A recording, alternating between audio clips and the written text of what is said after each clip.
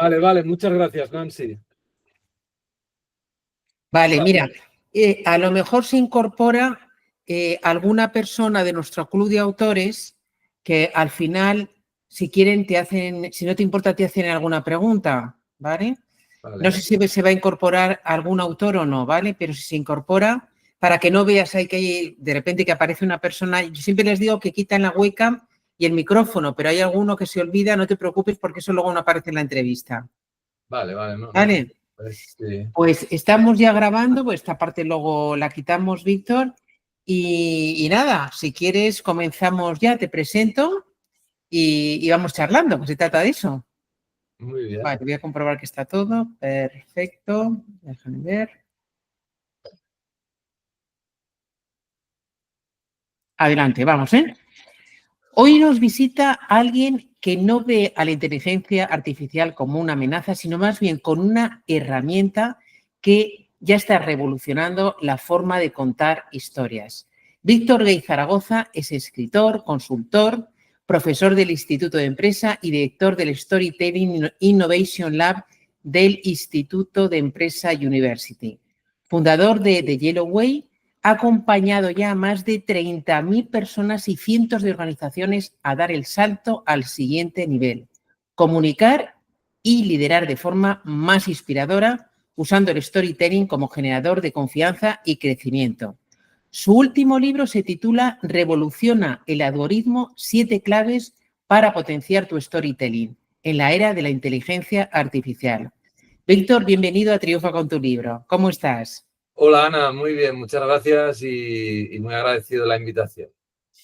Bueno, Víctor, eres un experto, uno de los grandes expertos en storytelling para marcas, para emprendedores, tanto para marca personal, digamos, como marca de empresa, ¿no? Te has dedicado durante mucho tiempo a eso y un día me imagino que te darías de bruces con la inteligencia artificial. ¿Recuerdas cómo fue ese momento? Sí, de hecho, fíjate, Ana, que me estaba recuperando de un cáncer y justo cuando estás en la fase de recuperación de un cáncer, estás por un periodo de mucha ira, ¿no? Tengo una asociación, además, que esto no lo has mencionado, pero lo menciono, de pacientes y expacientes de cáncer que mediante el poder de la narración y de contarnos historias y de compartir nuestras experiencias, pues también nos sanamos, y aprovecho para decirlo por si hay alguien.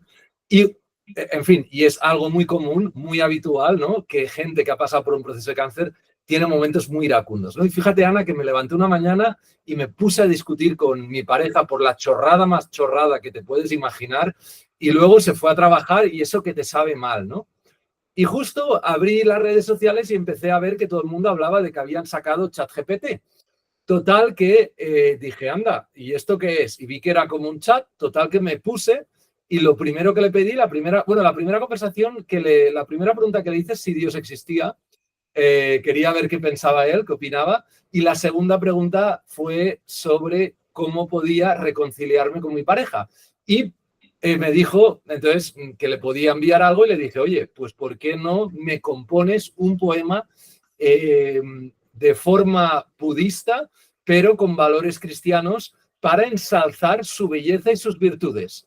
Total que, y que sea breve, total que me hizo un poema precioso, lo copié, pegué y lo utilicé como para pedir perdón, ¿no? Y a partir de aquí nos reconciliamos y así fue la primera vez que me relacioné y que utilicé un algoritmo para ayudarme a solucionar un problema de mi vida, ¿no?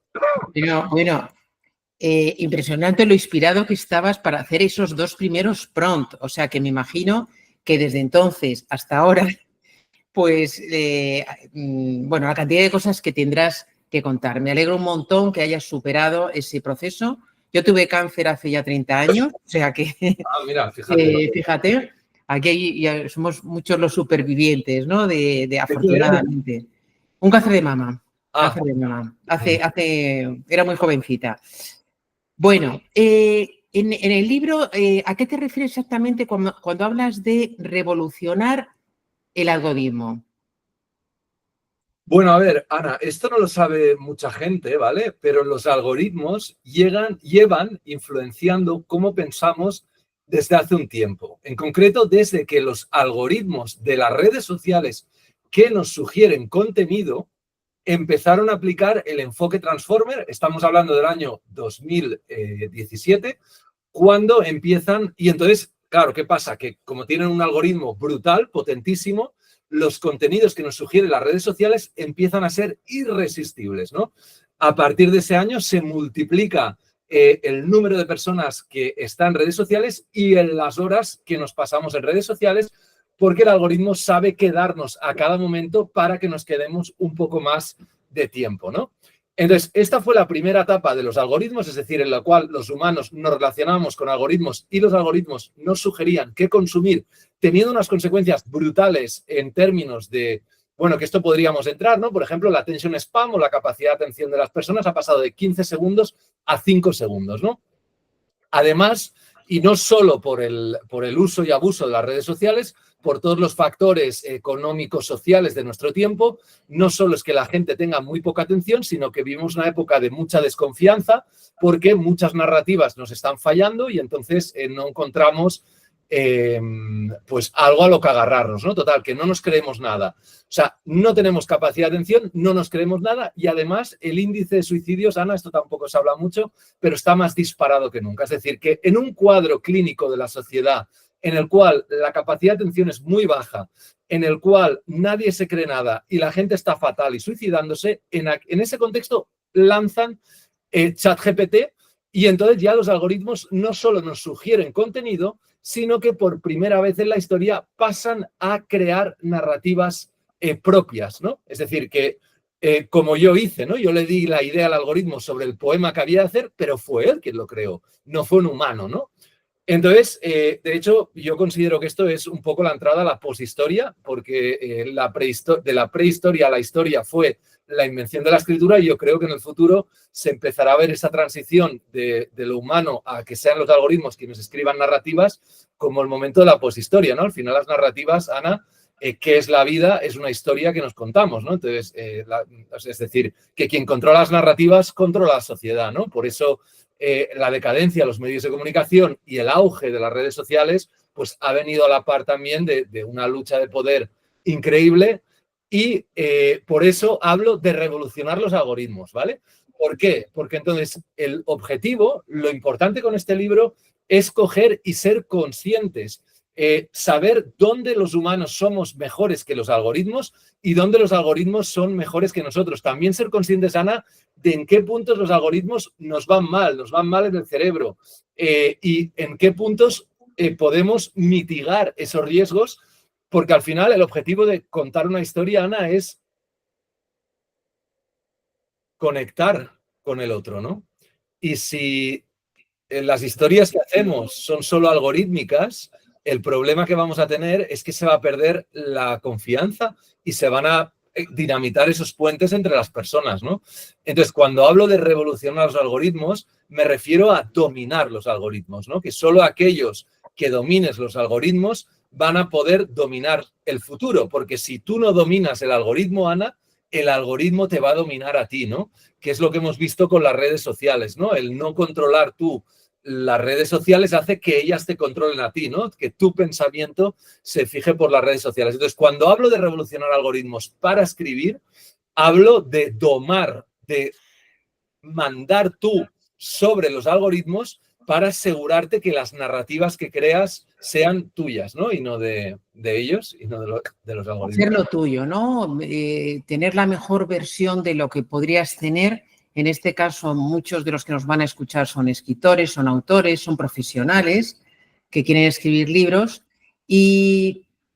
Pero déjame que te pregunte, Víctor, ¿cómo podemos dialogar con la inteligencia artificial para contar grandes historias?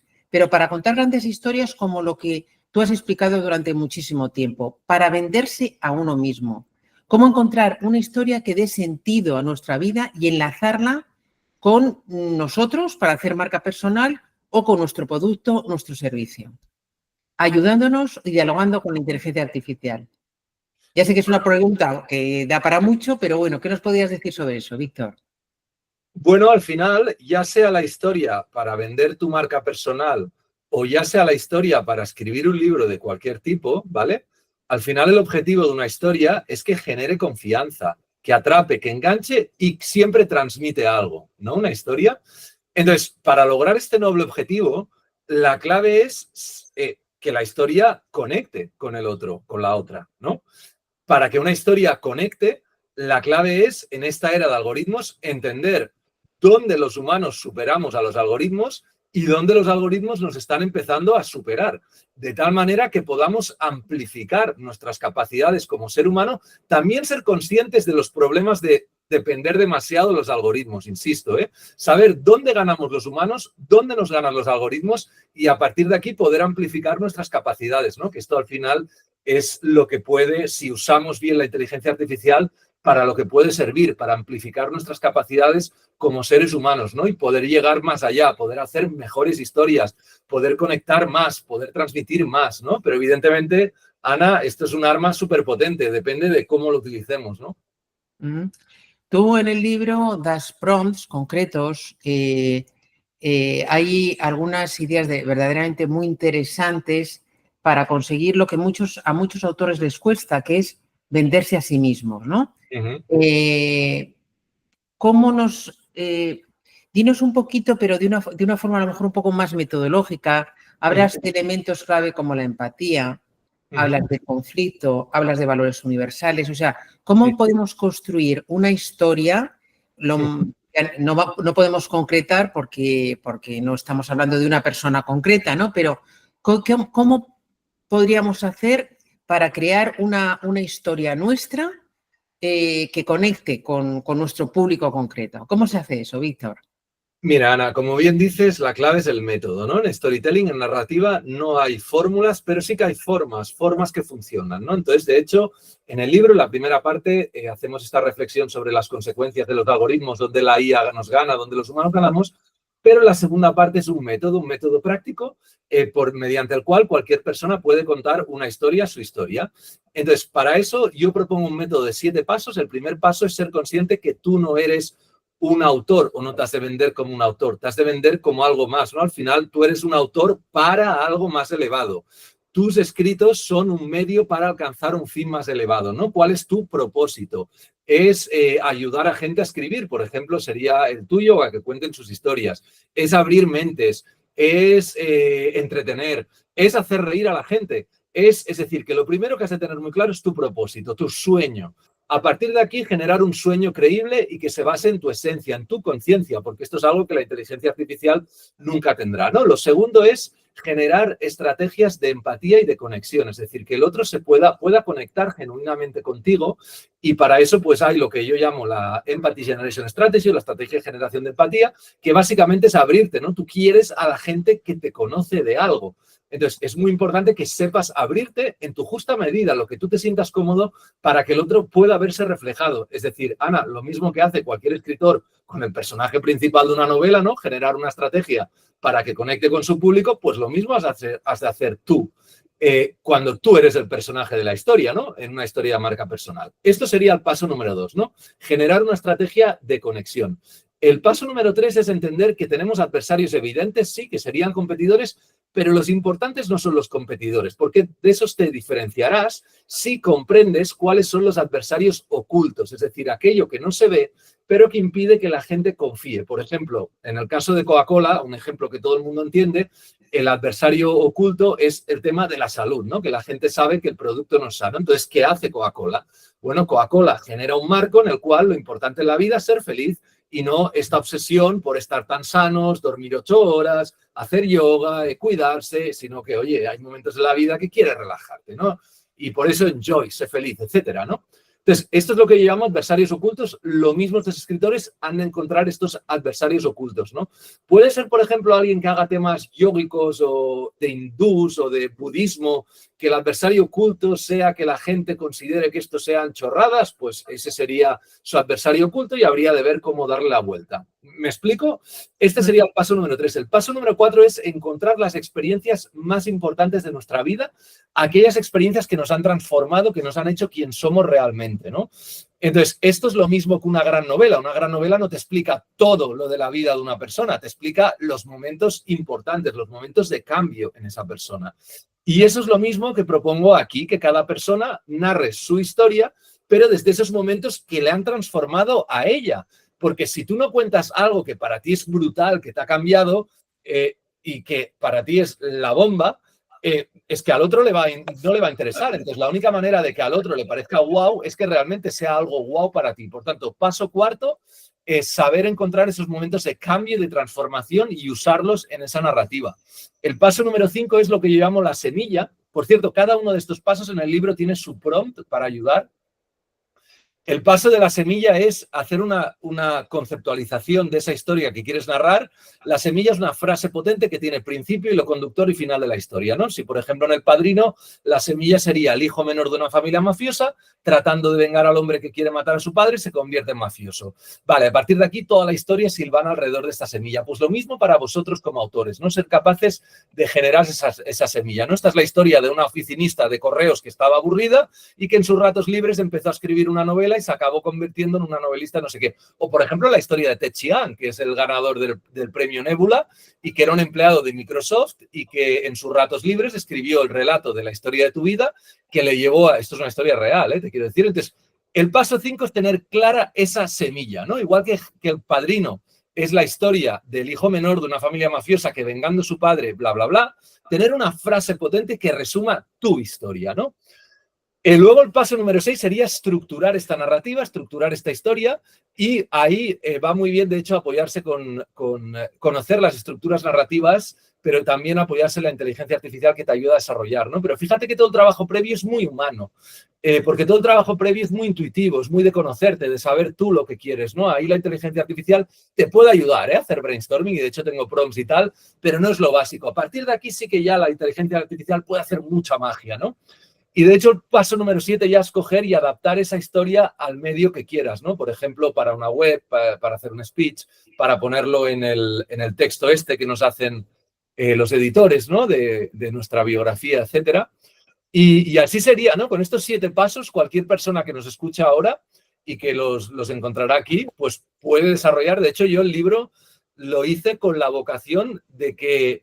Dos vocaciones, ¿no? Una de que la gente interesada realmente comprendiera lo que está pasando con los algoritmos y dos, que cualquier persona interesada y con ganas tuviese un manual perfecto para poder hacer su historia perfecta, ¿no? Y eso es lo que aquí está pues muy... Pues muchísimas gracias, Víctor. Si quieres, respira un poco porque nos has contado todo pasito a paso, nos has guiado perfectamente para hacer un storytelling. Yo, de hecho, leyéndolo, tengo aquí un pequeño storytelling que me he hecho. O sea, me ha servido mucho. Me falta utilizar tus prompts, que eso está muy bien porque de eso va también el libro, o sea, de cómo hacer esto apoyándonos para sacar el máximo partido a la inteligencia artificial. Ya sé que ahora no podemos desgranar y para eso están en el libro los prompts, pero así, por lo menos en términos generales, en todo este proceso, que ya has dicho que es en la última parte donde te ayuda más la inteligencia artificial, ¿qué nos puedes recomendar? O sea, ¿cómo lo utilizamos para sacarle jugo, para que nos ayude de verdad? Mira, yo lo primero que quiero decir, Ana, es que si quieres calidad es lo humano todavía, ¿vale? Entonces, y te voy a poner un ejemplo específico, el tema de las traducciones. Tú si quieres traducir Guerra y Paz de Tolstoy, necesitas a Joaquín Fernández Valdés, que es el mejor traductor de ruso a español de España, ¿vale? Entonces, y de Hispanoamérica. Entonces, esto que vaya por adelantado, ¿vale? O sea, tú si quieres traducir una gran obra, el factor humano es imprescindible porque piensa que estás reescribiendo un libro cuando lo traduces, ¿no?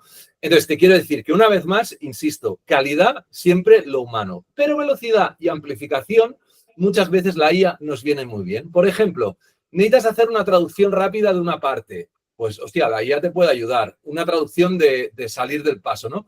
O quieres verificar o probar otras alternativas al tono que has mostrado, ¿no? Pues la IA te puede dar otras. O quieres ampliar una semilla que has medio estructurado. La IA te puede ayudar maravilloso. Otra cosa, Ana, en ortografía y gramática, revisión ortográfica y gramática. Cuando estás escribiendo y cuando escribes un libro de 400 páginas o de 300, es muy fácil que en la primera edición, a pesar de que el autor lo ha leído y releído, de los editores, los correctores, o sea, a pesar de que lo ha leído no sé cuántas horas, siempre se colan faltas, ¿no? En las primeras ediciones de todos los libros, siempre hay pequeños detalles. Entonces, esto a día de hoy ya no pasa, porque la IA te hace un repaso y te lo corrige, ¿no? Entonces, yo creo que hay estos aspectos. Una vez de esos aspectos críticos que he mencionado del propósito de la narrativa, la generación de empatía, los adversarios ocultos, los momentos clave, la semilla, todo esto más humano, pero una vez tenemos esto claro, sí que la IA, expansión de ideas, síntesis de ideas, resúmenes de idea, traducciones de bajo nivel o primeras traducciones. En todo esto sí que nos puede sacar muchísimo tiempo, ¿no? ¿Cuánto tardarías en editar y corregir un manuscrito de acentos, por ejemplo, que se te hayan escapado y en cuánto lo hace la IA, ¿no? En segundos. Entonces, incluso muchas veces en preguntar a la propia IA, oye, ¿qué preguntas te tenía que hacer yo para conseguir este objetivo, ¿no? Y la propia inteligencia artificial te lo hace. Y lo que has dicho de traducciones y corrección, estoy totalmente de acuerdo. Nosotros hacemos traducciones, hacemos correcciones desde hace muchísimo tiempo.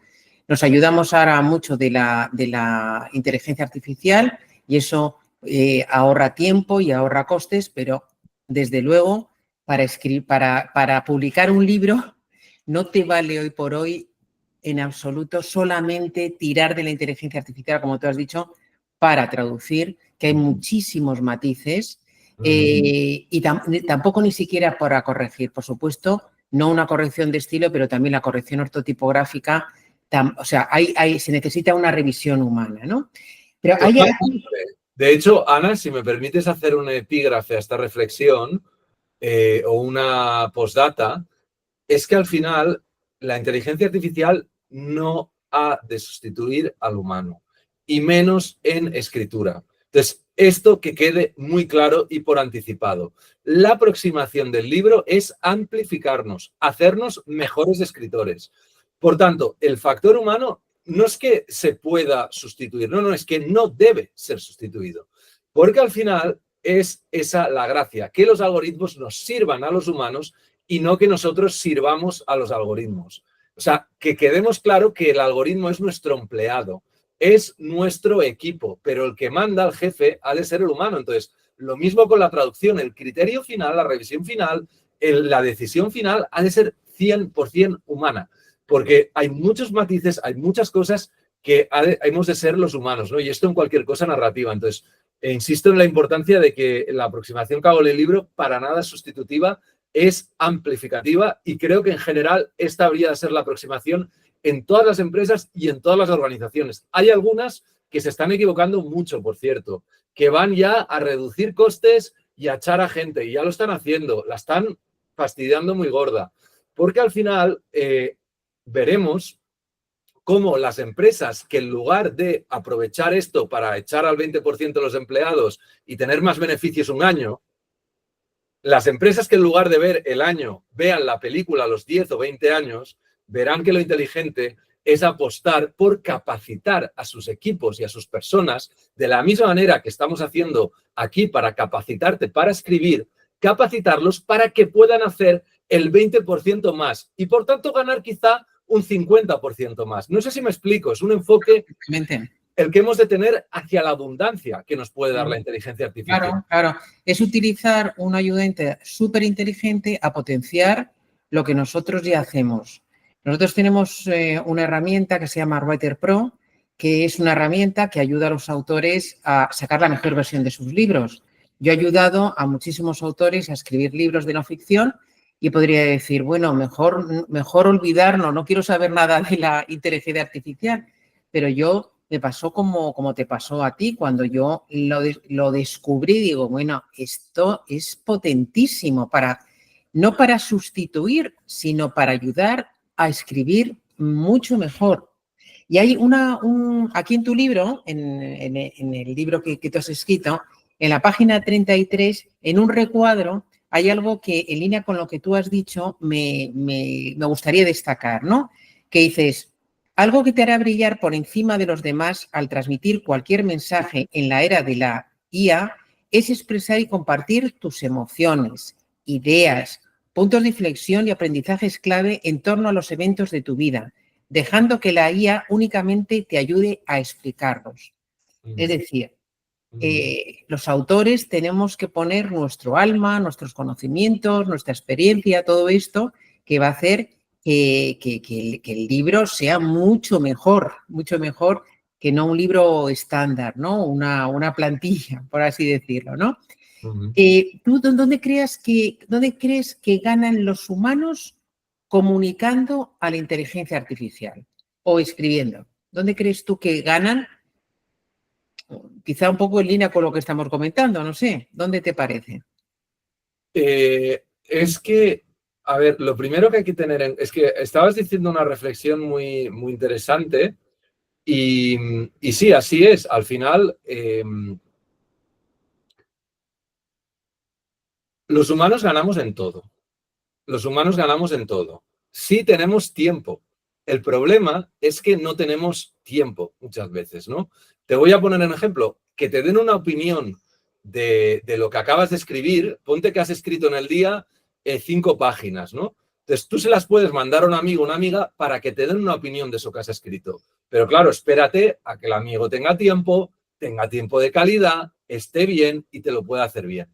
En un mundo, universo ideal perfecto en el cual tu amigo, tu amiga, tu lector puede estar ahí súper concentrado, después de haber con la cabeza clara, darte las grandes ideas, esas serían 1000 veces mejor. Pero la realidad en la que vivimos es que eso es casi utópico, ¿no? Entonces, ahí es cuando entra la inteligencia artificial. Por ejemplo, le mandas un resumen de lo que has escrito directamente y le dices que te haga una crítica con puntos que se podrían mejorar, puntos fuertes a desarrollar, ideas, etcétera, ¿no? Y eso te lo puede dar en segundos, ¿no? Entonces, como respuesta general o sea, los humanos somos mejor en todo. Si tuviésemos tiempo, pero no lo tenemos. Entonces, como no lo tenemos, hay que tenerlo claro. Pero sí que hay cosas donde los humanos ni siquiera han de pensar en los algoritmos. Uno es el propósito de lo que estás haciendo. ¿Para qué lo haces? Y eso, Ana, es muy importante no olvidar que cada uno de nosotros tiene un ADN único e irrepetible en la historia del universo. Por tanto, cuando escribimos, nuestra voz ha de reflejar nuestra unicidad, nuestra autenticidad. Y esa es la grandeza de un escritor, que encuentre su voz, que encuentre su manera de narrar, ¿no? Y eso es muy difícil, es un trabajo de casi toda una vida, ¿no? Mantenerte fiel a tu voz. Además, tu voz va cambiando, evidentemente, porque vamos cambiando, ¿no?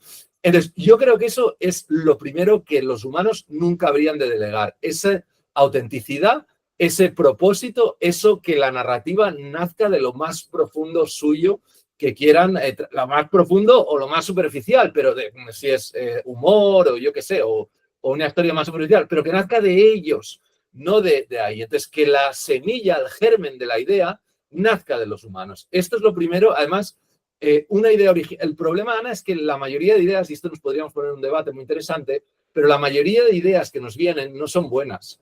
Entonces, una idea buena es muy difícil de reconocer. Una idea buena y original, si no, todo el mundo sería Steven Spielberg, ¿me entiendes? Entonces, o Stephen King, o León Tolstoy, o Cervantes. Pero ¿por qué no pasa esto? Porque al final lo más difícil como escritor es aprender a reconocerte, bueno, como decía Stephen King, ¿no? Que decía, es que no buscas la historia, has de dejar que la historia te encuentre a ti, ¿no? Y que tú seas un canal que transmita esa historia, ¿no? Pero claro, estamos hablando de unos niveles el mundo de las ideas de Platón, quizá, o de conectar con el inconsciente colectivo, como decía Jung, o con el Espíritu Santo, como diría un cura, o con el vacío, como diría un budista, ¿no? Entonces, estamos hablando de unos términos abstractos muy elevados en los cuales los algoritmos no se mueven, eso te lo aseguro.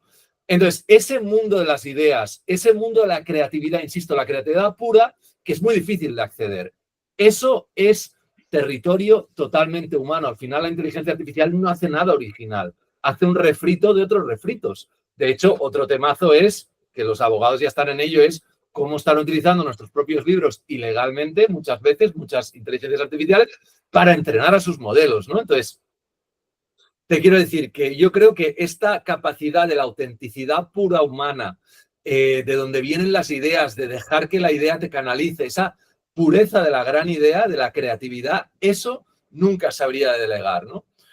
Y probablemente sea a futuro lo que más se valore, ¿no? Precisamente por la era en la que estamos, ¿no? Totalmente. Lo que diferencia, ¿no? Lo que diferencia y cuando lanzas un producto, como es un libro, pues te tienes que diferenciar de los demás y eso puede ser una vía importante, ¿no? Claro, y se ha de basar en tu experiencia. Entonces, al final, porque además si no, no conoces los detalles. Entonces, ¿tú cómo vas a hacer un libro de cómo es el proceso post-cáncer si no has pasado por un cáncer? Entonces, la única excepción sería un doctor que haya visto a no sé cuántos miles de casos de cáncer toda una vida haciendo eso y tenga que decir su cosa.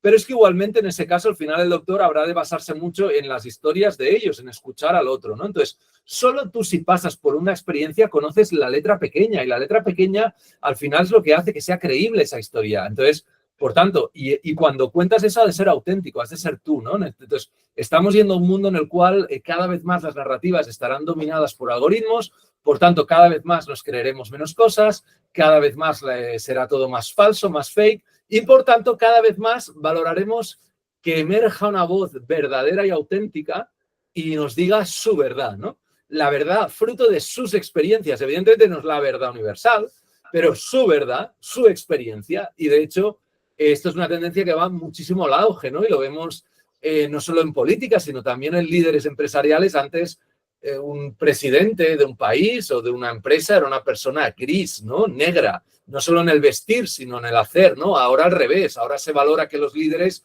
sean emocionalmente inteligentes y empáticos y simpáticos y compartan sus anecdotillas. Bueno, esos los que lo intentan hacer bien, ¿no? Luego ya hay otros que directamente son unos psicópatas y pasan de todo y van a lo que van, ¿no? Pero bueno, los que intentan jugar su juego bien intentan aplicar este tipo de narrativas más auténticas, más próximas, más espontáneas. Y lo vemos también en las tendencias, ¿no? Porque vemos tendencias de vídeos de 1 minuto en TikTok, pero también vemos tendencias de podcast de 4 o 5 horas.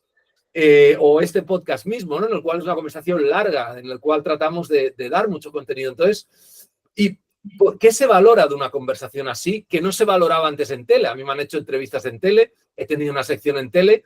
En tele el formato es súper pequeño, has de seguir un guión, no te puedes salir del guión, te dan un tiempo asignado y cuando se acaba, es todo muy falso.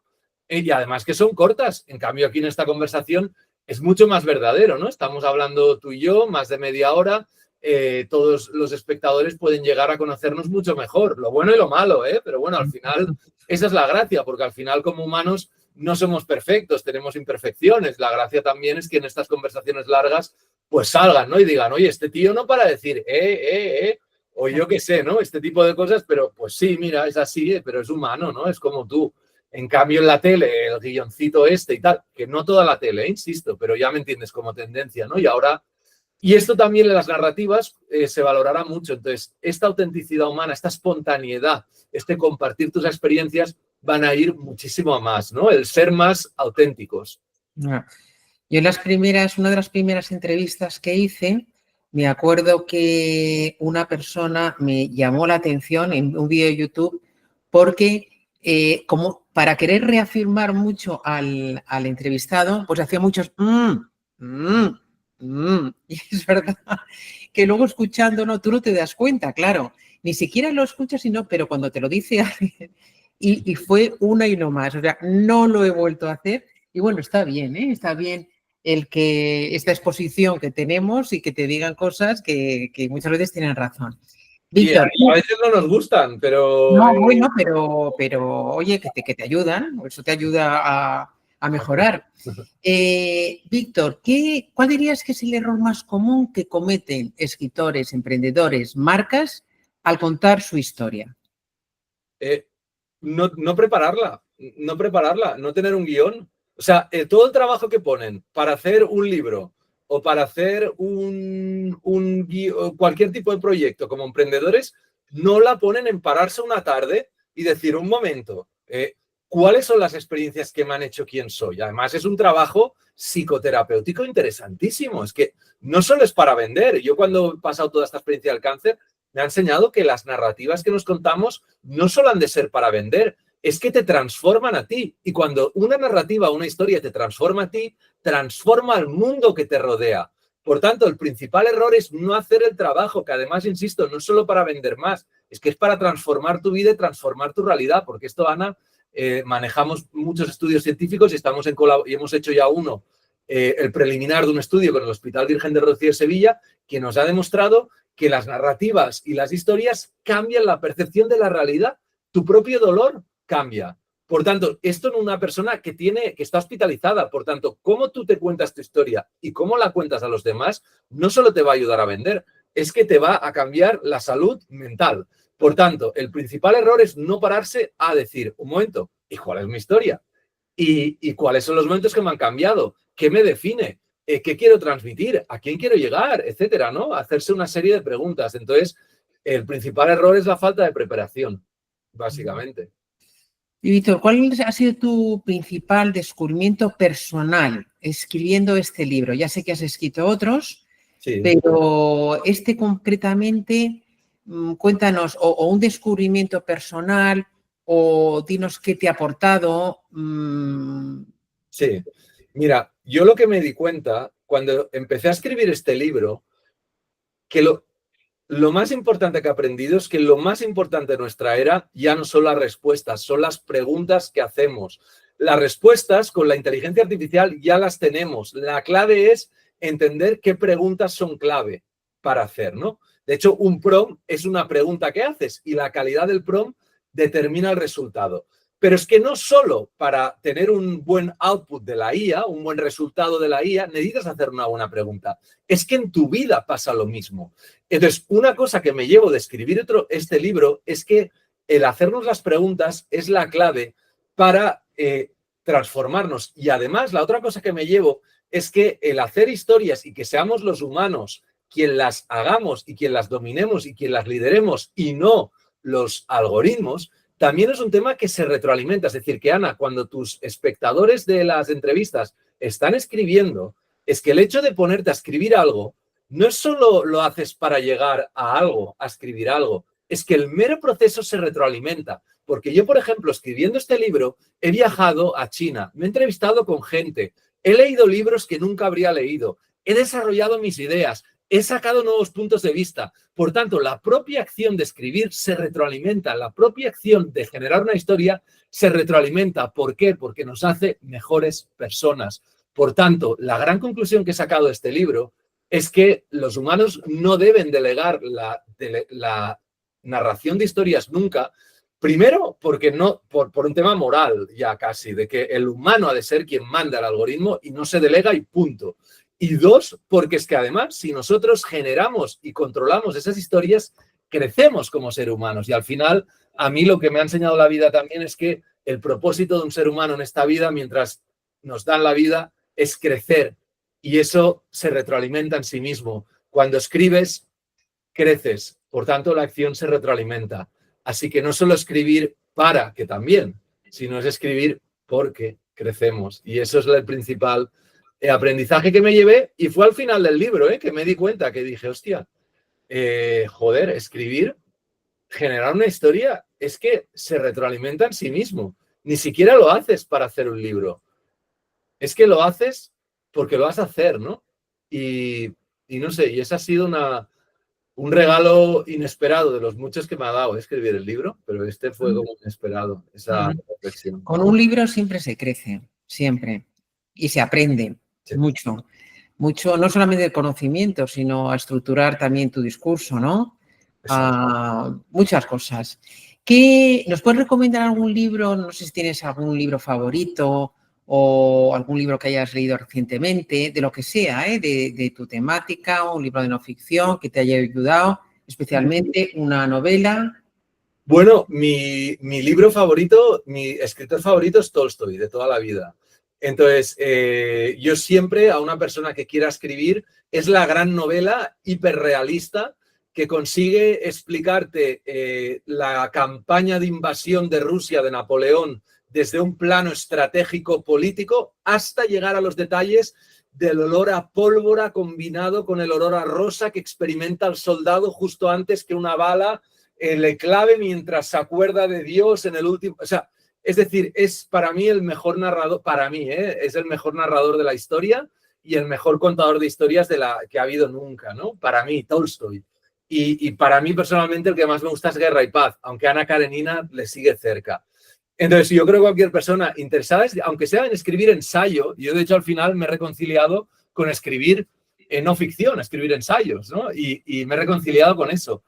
Pero para aprender a narrar, incluso en no ficción, debes conocer la narración de la ficción, porque al final es la base de todo, ¿no? Entonces, yo recomendaría todos los libros de Tolstoy y luego, pues hay un libro que me ha flipado últimamente que se llama Dios, la ciencia, las pruebas, de Michael Yves Voller y Oliver Bonesses, que ha sido un éxito en Francia y es, bueno, es una aproximación científica a todo lo que es lo que los humanos, lo que es la espiritualidad, ¿no? Que al final todas las religiones, todas las civilizaciones del mundo, perdón, todos los continentes del mundo, en todos se ha desarrollado un sistema espiritual y unas creencias que van más allá de lo que vemos, ¿no?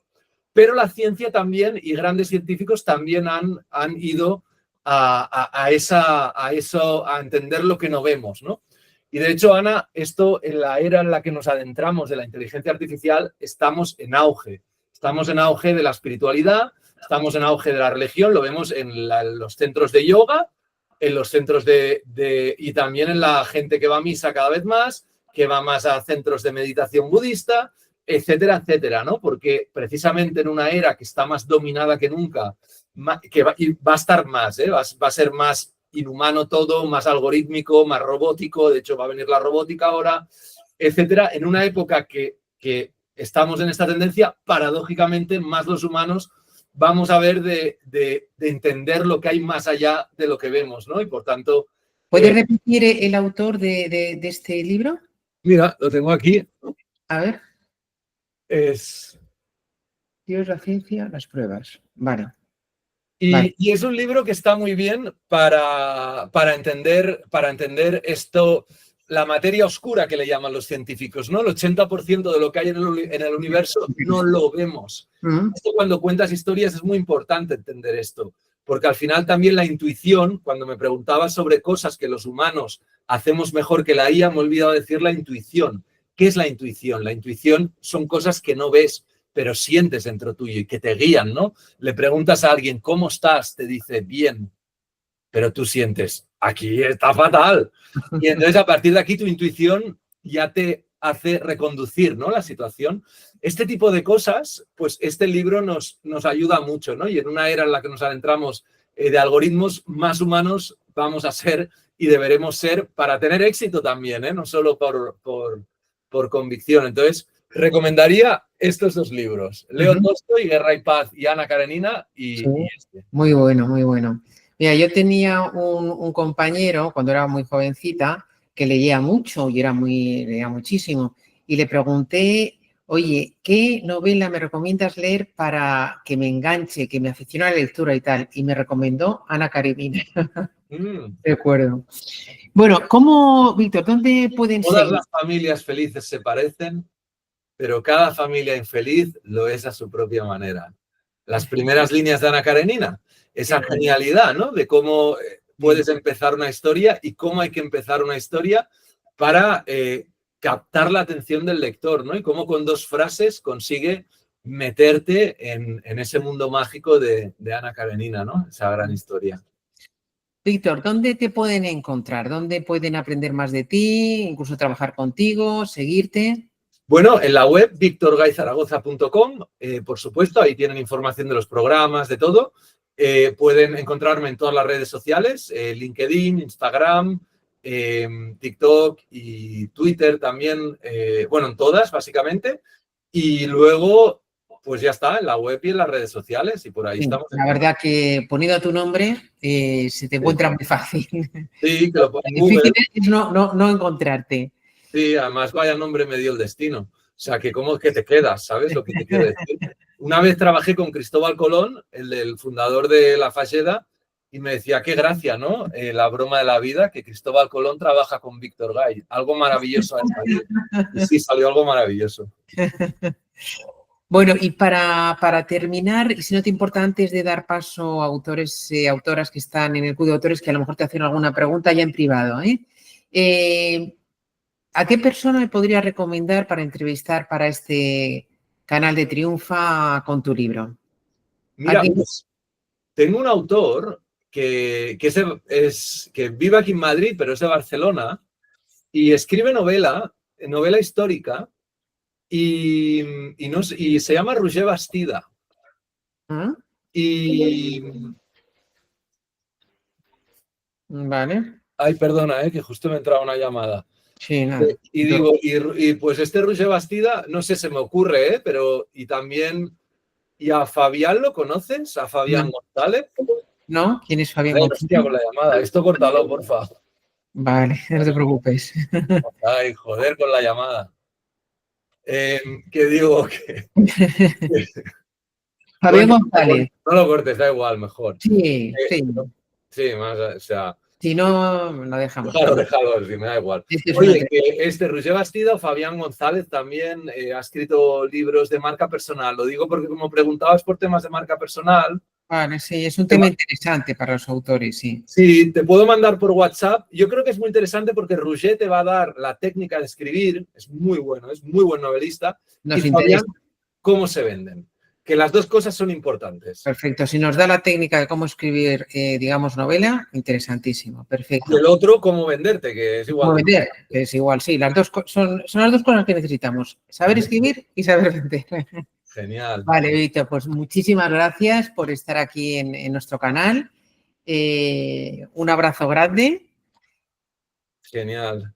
Y vamos a dar paso, no sé si Manuela y Sara queréis preguntarle algo a Víctor, que sé que además tenía un poquitín de prisa, o sea que si queréis, abrís directamente los micrófonos, ¿vale? Si queréis preguntarle alguna cosa más que mandarlo por chat, que va a ser más rápido. Sí, yo te mandaré por WhatsApp los teléfonos al chico que me ha escrito antes, los teléfonos de estos dos, ¿vale? Ah, estupendo, pues fenomenal. Sara, no sé si quieres preguntar algo. Víctor, decías que en un hospital por Sevilla, o no sé si te lo he entendido. Sí. Estaban trabajando con historias con los enfermos. Sí. Es muy bonito. Es que yo soy psicóloga y entonces cuando se trabaja con historias, cuentos y metáforas, llega realmente al inconsciente y resignificas las situaciones más caóticas o más negativas, le das la vuelta en positivo y se convierte en fortalezas a través de la historia y de la metáfora y va directamente al inconsciente. Y es que lo hacen en todo, en los libros, en la televisión, en las religiones, en lo que sea, cogen la Biblia y todos son metáforas. Entonces, si sacas la esencia de lo que hay ahí, que conscientemente no lo sabemos, entonces me ha gustado cuando has dicho esto y que lo utilizan en un hospital con los enfermos para... cambiarle el relato de... Bueno, es que hay todo un campo que se llama narrativa médica, que empezó en Estados Unidos y que lo que pasa es que en Europa no se ha explotado y estamos nosotros lanzando todo esto, ¿no? Entonces, lo que hicimos fue ayudar a pacientes de cáncer a contar sus historias. Luego, es un proyecto que hicimos Hospital Virgen del Rocío, iUniversity y la Asociación Española contra el Cáncer. Entonces, lo que hicimos fue grabar a estos pacientes contando su historia con el cáncer y proyectar estas historias a otros pacientes de cáncer que estaban en el tratamiento. Y antes y después hicimos mediciones de los cambios psicológicos con los test estándar, el PANAS y todos estos test de medición de bienestar psicológico, y lo que vimos era pues, que efectivamente que había un impacto aún mayor que en el ciudadano medio, porque cuando estás mal todavía eres más sensible a estos cambios que estabas comentando, ¿no? ¿Por qué? Y más con la quimioterapia, porque la quimioterapia te mata las células de crecimiento del cuerpo. Esto seguramente será mi próximo libro, seguramente. Si la vida me da salud y energía, lo vamos a hacer. Porque se ha demostrado científicamente que las narrativas te cambian los niveles hormonales. Esto ya está demostrado, ¿vale? Entonces, que la oxitocina y el cortisol y otras hormonas cambian. Pero las hormonas viajan por el sistema linfático y por el sistema sanguíneo y afectan a todas las células del cuerpo. Entonces, ¿qué pasa? Que cuando te dan quimio, y Ana, no sé si a ti te dieron quimio, cuando pues te matan las células de crecimiento, por eso se te cae el pelo, tienes llagas, bueno, es horrible. Entonces, ¿qué pasa? Que la hipótesis que tenemos, lo que estamos investigando es que si a ti te matan las células de crecimiento y las historias afectan a las células del cuerpo, joder, pues alguien que está bajo los efectos de la quimio es más sensible a las comunicaciones que una persona normal, ¿no? Por eso, como tú dices, yo al menos cuando estaba con el cáncer y tal, dejé de ver las noticias, dejé de mirar redes sociales, porque me afectaba, evidentemente, ver que están sufriendo. Además, son historias muy tristes, ¿no? O asquerosas directamente, porque al final lo que vende... La historia que explicaba el enfermo era negativa o era positiva. No. ¿A otros o no? Era con un arco dramático, que esto es muy importante, bueno, es que hay muchísimos detalles, pero era con un arco dramático positivo en la estructura de la historia. ¿Por qué? Porque si haces con arco dramático, o sea, solo le falta... Claro, imagínate, haces arco dramático negativo a un paciente con cáncer, es que ya lo hundes de todo. Entonces lo que hicimos fue que todas las historias tenían un arco dramático positivo, porque lo que constatamos es un aumento en las emociones positivas, que es lo que estamos buscando. Eso. Pero que se den las positivas implica que las negativas. Lo que pasa es que eso no lo vamos a verificar. Lo podríamos hacer con chimpancés, quizá, pero es que tampoco. No, pero que sea con humanos de sangre o de saliva o así, se están haciendo muchos experimentos. Y yo también he tenido un cáncer, pero no me di quimio. Tomé cloruro de sodio y Kalanchoe. Y fue con mis historias, yo como me trabajé de esa forma.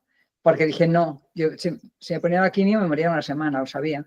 Era mi historia. Bueno, mi creencia a partir de otras experiencias anteriores, pero bueno, que no lo voy a explicar ahora. Pero fíjate cómo ya intuitivamente viste que algo pasaba. Sí, no, eso ya sabía. Y no cuando le dije a mis hijos, simplemente esta frase, ¿no? Si me pongo quimio, en una semana me muero. Sí, lo sabemos, mamá, lo sabemos. Y no dijeron nada. Imagínate, solamente esa frase. Sí, fíjate. No, es todo potente, pero pues muchas felicidades, me gusta mucho escucharte. Nada, muchas gracias, oye. Hombre, sí, ahora con ganas de coger este otro proyecto, porque sí, ahora cuando acabemos todo esto a ver si el año que viene estamos con los fondos. Entonces tenemos parte de la financiación, nos falta un poquitín. Y si todo va bien, la haríamos en 2026, la investigación gorda, con casi 300 pacientes, implicando a... Bueno, si todo va bien. Ya os iré explicando, por supuesto. Yo quiero hacer con una persona que es farmacéutica y trabaja con temas de cáncer y tiene empresas con otros países así, y hacer grupo experimental y grupo control, ¿sabes? Exacto. Para cambiar la narrativa, no solamente hablada, sino vivenciada. Pero esta persona, como pasa con otros, hasta que no se jubila, no lo hace, porque tiene miedo al prestigio profesional, que se lo puedan cargar.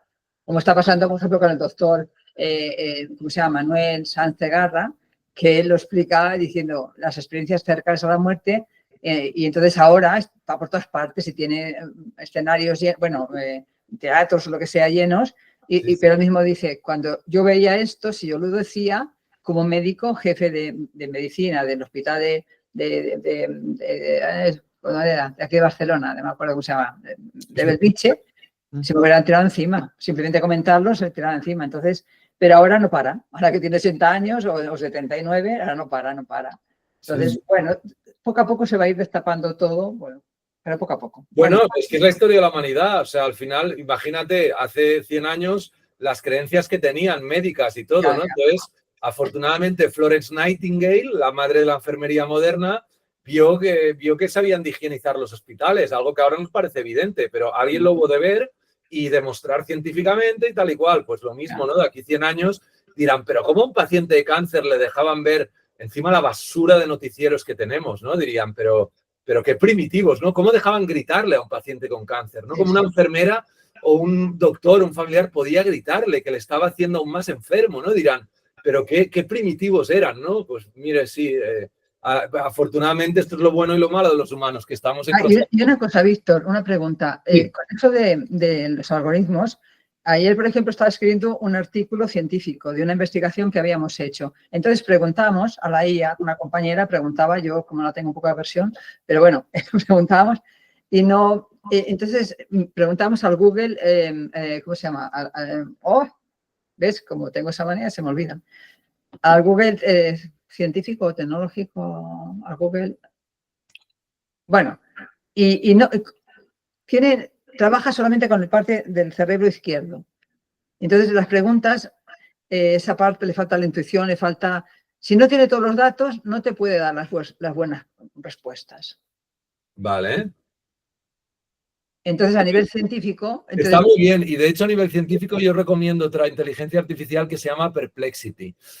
que esa, bajárosla porque para hacer artículos científicos es la buena. Por ejemplo, yo ahora estoy escribiendo un artículo para la universidad sobre lo que es data storytelling, ¿no? Y necesitaba un dato que es el número de gente que tiene miedo a hablar en público. Pues entonces le preguntas, ¿cuánta gente tiene miedo a hablar en público? Y te da todas las fuentes. Entonces tú vas a los links y miras, ¿sabes? Yo qué sé, por ejemplo, para lo tuyo, casos de cáncer de no sé qué, entonces te dará los links y dices, vale, este es de la Clínica Mayo, me invento, me lo creo. Este es de la OCDE, me lo creo, pero si es de un blog de Pachá Pachá, pues me explico. Entonces, esta es la que te va a ayudar para esto. Pero, por ejemplo, había ¿hasta qué punto con el algoritmo se puede como clonar? A ver, por ejemplo, ponía Infocop, que es una revista de colegios de psicología de toda España, pero ponía un artículo y decía, esto no se va muy bien para lo que estamos escribiendo y comentando, pero no ponía el nombre del autor. Y ya no nos ¿Esto qué inteligencia artificial? Con el chat. La de Google. Sí, la de Google. Vale. Pues Analytics, Google Analytics. Es que, bueno. Pues usa Perplexity, porque Perplexity la han desarrollado para este tipo de casos. Pero ¿tú crees que con eso del algoritmo se puede como clonar a este nivel? Como yo, por ejemplo, a un hospital o un banco, pues lo que hay allí dentro, la web, no lo de dentro, ¿no? Sino la web y todos los apartados. Y claro, si no lo firmaba ese artículo nadie, pues no lo hemos puesto.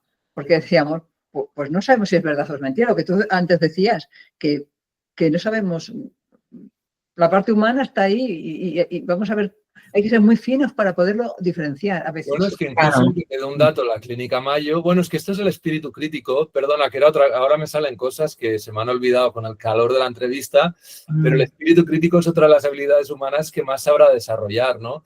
Entonces, no solo es que te den un dato, es que tú lo has de verificar.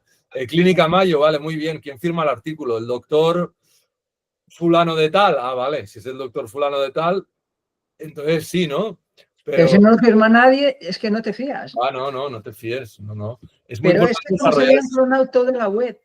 Sí. Entonces, no sé. Sí. Y con los algoritmos es, bueno, no sé. A mí eso me desborda. Todo esto va más, todo esto lo explico en el libro. Ya. La desconfianza va a ir a más, por tanto el espíritu crítico también ha de ir a más en paralelo. No nos queda otra para adaptarnos y crecer más, ¿no? Pero bueno. Y luego hay un tema muy interesante, y ya tampoco te quiero quitar tiempo, pero yo tengo una autora que va a escribir un libro sobre los sesgos de los algoritmos. O sea, porque al fin y al cabo hay humanos, son humanos los que hay detrás y alimentan, aunque ya la inteligencia artificial es generativa y todas estas cosas, pero claro, hay sesgos porque... Claro, de hecho esto en el libro... Culturales. Totalmente. En el libro hay el capítulo, Ana, de la ideología de las inteligencias artificiales. Por ejemplo, Gemini, Google, la que decía Sara, es la más de izquierdas. ChatGPT es la más liberal. Las inteligencias artificiales chinas siempre defienden a China. Mistral, que es francesa, es la más de centro. Todo esto, hay un estudio científico que hizo la Universidad de Gante con la Universidad de Navarra, que debe ser tu amiga, la de la Universidad de Navarra, entiendo, y que lo investigaron. Y todo esto es súper importante porque, evidentemente, tú si hablas mucho con la de Google, te va a hacer pensar de una manera. Evidentemente, es como cuando estás mucho con un amigo que piensa de una manera, te acaba contagiando su visión, ¿no? Pues lo mismo con una IA. Y por eso la guerra del futuro, la guerra de verdad ahora, es quien controla la inteligencia artificial. Hay varios grupos. Está el grupo de OpenAI con Microsoft, luego está el grupo de Google o Gemini, luego está el grupo de Elon Musk con Grok, luego está el grupo de Mistral con los franceses y luego están los chinos y ya está, porque los otros no llegan. ¿Y los chinos cuál es la suya, la que tienen? DeepSeek. ¿Cuál? DeepSeek y Baidu, y tienen dos más. Entiendo lo que me DeepSeek.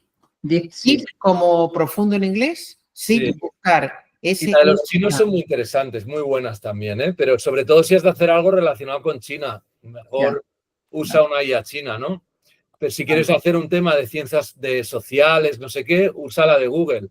Si quieres hacer un tema de economía, un tema más científico, Perplexity, por las fuentes, ¿no? Entonces yo creo que al final habremos de entender, la que escribe mejor es Claude, por cierto. Esto no lo he dicho. La IA que escribe mejor se llama Claude. Es la mejor con diferencia, pero con mucha diferencia, la que mejor escribe. Pero yo creo que para ser prácticos lo mejor es quedar... Y yo concretamente utilizo una que es ChatGPT y luego, como dice Víctor, Perplexity cuando tengo que hacer algo de investigación, algo de búsquedas, y porque si no también te vuelves loco. Si empiezas, Claude para esto. Hombre, en un producto científico, en una investigación sesuda, pues a lo mejor sí que puedes permitirte el lujo, pero si no, para ser prácticos, yo elegiría una y Perplexity también, sí. No, pero es Sí, muy interesante eso que has comentado antes, Ana, ¿eh? De esa otra compañera que está escribiendo Sí, hay una, es el jueza. sesgo, claro, porque Eh, se puede manipular el algoritmo. bueno, hay que ser conscientes de los sesgos que puede tener, sobre Claro. todo ser lo que decía Víctor, el espíritu crítico, Sí, perfecto. para que no nos manipulen, más tengo de que lo que dejar, estamos ¿eh? ya. Oye, os tengo que Vale, dejar. Víctor. Muy bien. Hoy Ha muchísimas sido un gracias, placer, Ana, Víctor. me he sentido súper cómodo y Me la alegro, me cara, alegro. Es muy interesante a lo que te dedicas y lo que haces. Y nada, cuando publiquemos la entrevista yo te aviso. genial. ¿En qué canales la publicáis? En Triunfa con tu libro. ¿En YouTube? En YouTube y en podcast también. Tiene el mismo nombre, Triunfa con tu libro. Vale, vale. Bueno, pues ya me avisáis, ¿eh? Ya, por supuesto. Bueno, Muchas gracias. chicas, Un abrazo. encantadísimo. Hablamos. Muchas gracias por la invitación. Que vaya muy bien. Venga, hasta Adiós, luego. adiós.